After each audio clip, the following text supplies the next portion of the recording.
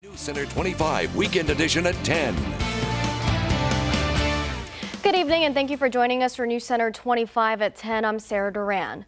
New tonight, an indictment has been made in the case involving a Victoria man. As you can see behind me, our truck is already getting stuffed with toys, but we're still waiting for you to bring your donations out here. As far as this section of the road that we're standing on, how long are we expecting to be out here for? Amanda, authorities say this Guadalajara restaurant behind me was one of two area restaurants that were at the center of an investigation today. Not too long ago, a shooting was called in and one person was injured. Police tell me it happened around 3 o'clock this morning.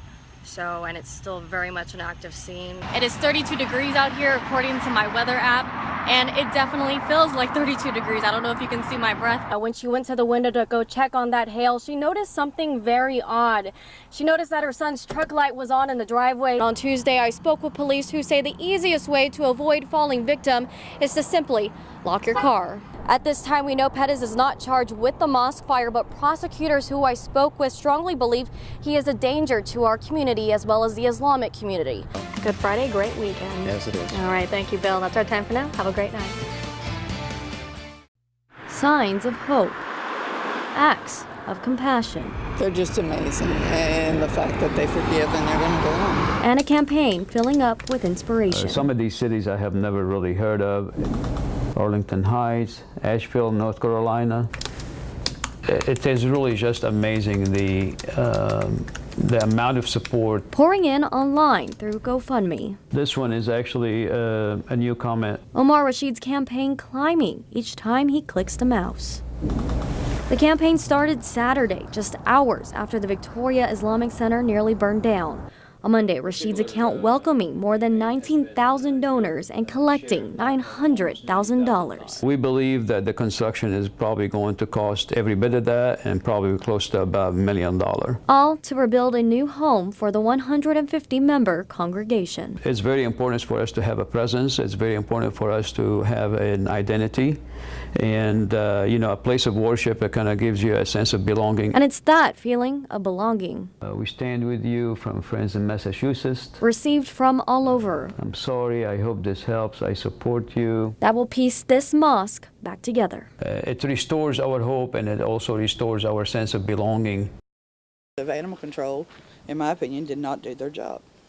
Because, it's too many what-ifs. Nancy Tover described to us the scene she witnessed in her Bloomington front yard a week ago Sunday. It's not every day you get attacked by a dog. Tover says her next-door neighbor's dogs escaped from their yard and entered hers. That's where her 12-year-old son was right before he got attacked. Bit me on my leg and then on my hand, leaving these bruises and bite marks. I was scared. Tover says the sheriff filed a report and snapped pictures of the injuries, then reported the case to animal control. And told me they would come and pick up the dogs on Monday to quarantine them. But it wasn't until that Tuesday that Tover would learn the dog who bit her son wouldn't be taken. Got told because the dog did not break through the third layer of his skin, there was nothing they was going to do about it. In a statement from Animal Control, they say, in quote, the mother stated the bite did not break the skin, further adding the officers advised that if the skin is not broken, there is no quarantine needed.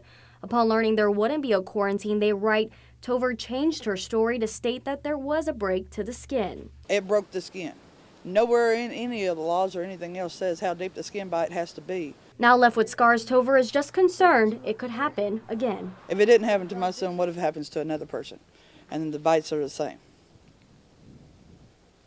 It's just way too many two-ifs.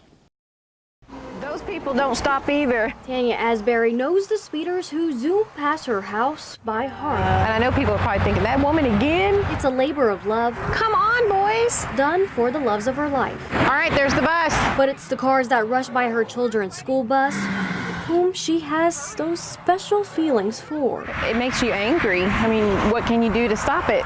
It started with a video just like this one. Have a good day. She posted on her Facebook page to spread awareness after witnessing 6 years of cars accelerate at high speeds past her two sons' Bloomington ISD school bus.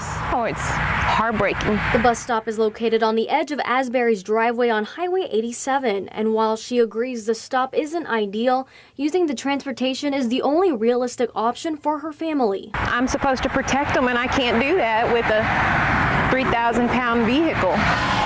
Unfortunately, there are going to be times when the deputies are tied up and aren't going to be out there. While deputies might not be present daily, Chief Roy Boyd says it doesn't mean it's not a high priority area. Did they stop already?